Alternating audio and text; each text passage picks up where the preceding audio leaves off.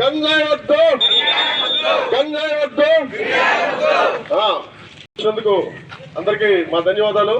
ముఖ్యంగా పిల్లలు చాలా చక్కగా మీరు అందరూ వచ్చారు, బాగా పార్టిసిపేట్ చేశారు.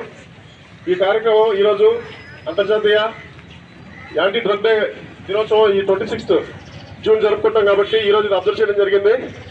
మనకు ముఖ్యంగా ఇక్కడ మా ఏఎస్ఆర్ డిస్ట్రిక్ట్ ఎస్పీ గారు తుహిన్ సిన్హా ఐపీఎస్ గారు మరియు మా ఏఎస్పీ గారు దేవరాజ్ సార్ ఐపీఎస్ గారు వారి ఆదేశాల మీద ఈరోజు మేము ఈ రన్ నిర్వహించడం జరిగింది.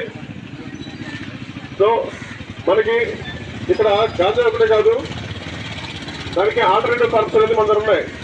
సో మన ఎస్పీ గారి సహకారంతో అగ్ని వాళ్ళు మనకి తోటలో కాఫీ, మిరియాలకు సంబంధించి, పైన్ ట్రీకి సంబంధించి ఆ మొక్కల్ని వేస్తున్నారు.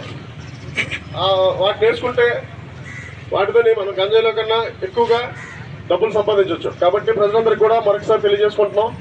సో మన ఏరియాలో నో గంజా, పాడర్ లిమిట్స్ అనేది నో గంజా కింద ఉండాలి. కొందరు ట్రాన్స్పోర్ట్ చేయడానికి కొందరు కుర్రోళ్ళు ఇక్కడ ఈ మధ్యన రెడీ అవుతున్నారు. సో అందరికి కూడా హెచ్చరికిస్తున్నాం.